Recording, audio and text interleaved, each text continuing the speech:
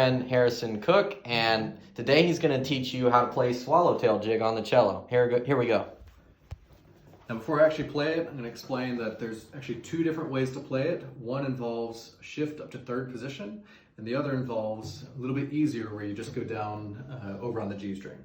So I'm going to play it up in third position, but don't be too scared yet because there's an easier way if you struggle with that. So here's the entire thing.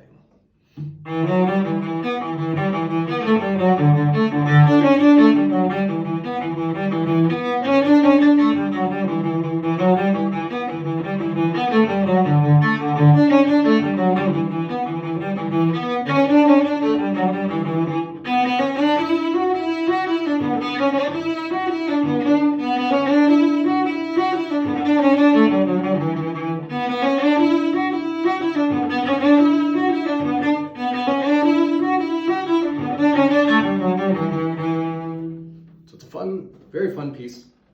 There's two big sections. So the first section starts here, and the second section, if you remember, starts up on the A string, and that's the section I'm going to break up into a hard version and an easy version for you. So we're going to start with the first big section. We're going to call it our A section. There's a couple little licks. So the first lick, starting first finger on E, I'm going to go really slowly for you guys. Starting first finger E, going up to a G. And then back to an E.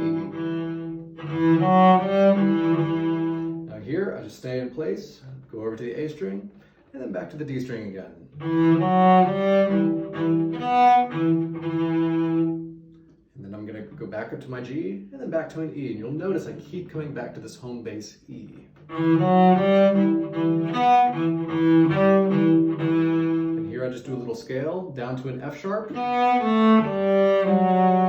And that's my first lick. So the first lick sounds like this, really slow. Scale down. And this is going to begin my second lick.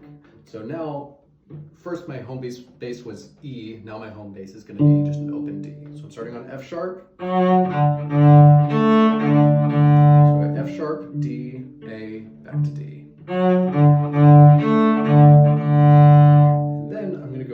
Up to my high D, and then from an open A, work my way down the scale. Just like we did before, going from A, scale down to an F sharp. So the second section, starting on F sharp, down to a D, A, up to my high D, scale down to F sharp. Now the third lick is almost identical to the first lick. So starting on G, E is now my home bass in the first lick. And then I'm going to get what we call the second ending, where I march up to that D again, march my way down to F sharp, back to G, and end on E. So here's what the second ending sounds like.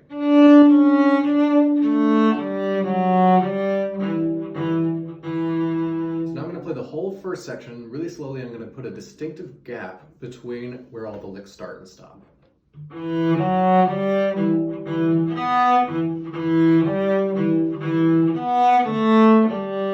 my first lick. Second lick starts on F sharp down to a D.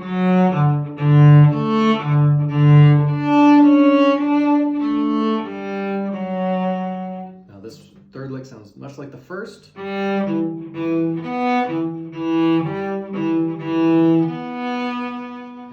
The second ending.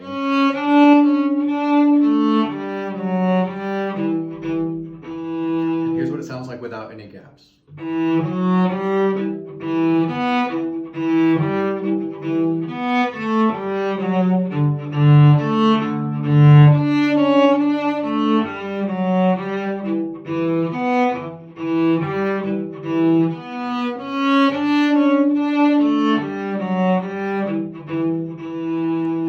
Piece, you would play that 2 times, and then we launch into our next big section, which again is going to have a bunch of small little licks that you can put together. So I'm going to teach the hard version first, and then I will teach you the easy version where you're going down over on the G string. Okay, so the first time, we're starting up on the A string, first finger B, I'm going to play 1, 3, and then shift to third position, first finger on D. And from there, you have to be comfortable with holding an extension in your hand.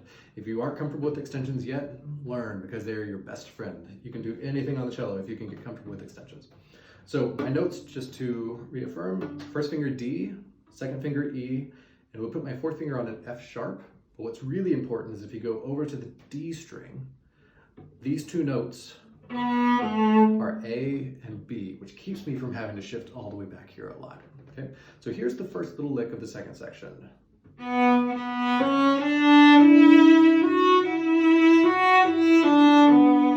I can go straight across rather than doing a big shift back, because that's really hard.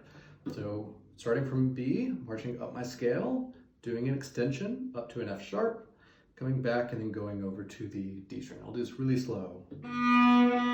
Shift, extend. Again, then over to the D string. So one more time.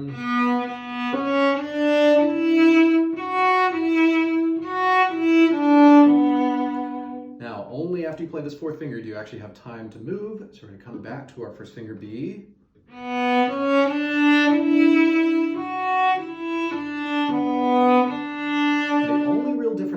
That we go up to our F sharp, go across to our B, and end on a D. So the first time you end on a B. The second time you're going back up to a D. The third lick sounds just the same as the first.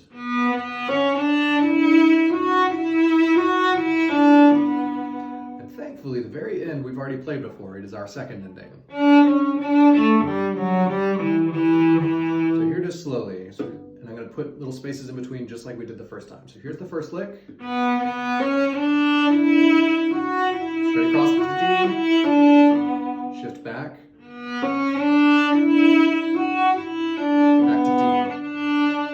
Then third lick. Then my second ending. Good. Now, if that seems really daunting to you, if you're just really not comfortable shifting up to third position yet, I have good news. We can go to the G string. The bad news is you still have to do an extension, because you're a cello player and you have to love extensions. So instead of starting on a first finger B, we're now going to start on second finger B. Normally you'd play B with third finger. We're going to do it with our second finger, just like you would normally do in a D major scale or an A major scale. So starting on B down here.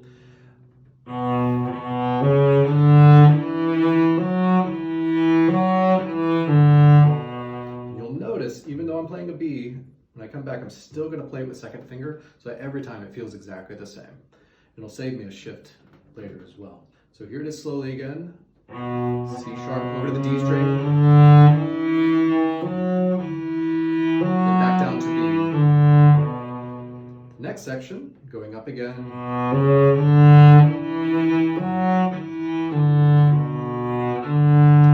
On my way back up to a D, just like we did up on the A string with the shifts. We're doing it down here. We go down to a B and on an open D. So here's the second lick again.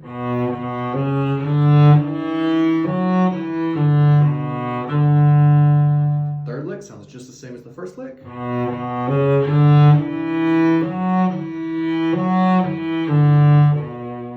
Now, second ending. Here it is all together.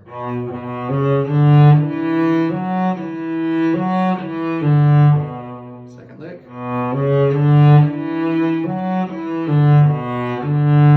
Third lick's just like the beginning.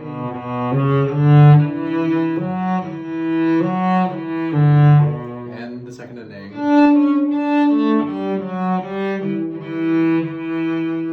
And with that, you have all the pieces to play this jig. So I'm going to play it one more time, this time really slowly, so that if you want to practice with it, you're more than welcome to.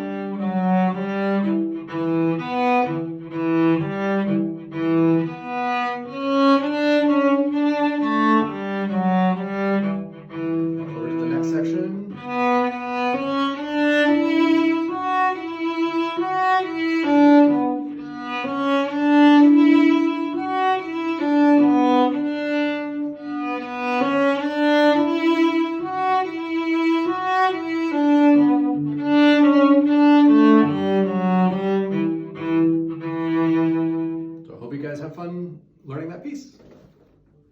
All right, that's Swallowtail jig. Thanks, Harrison.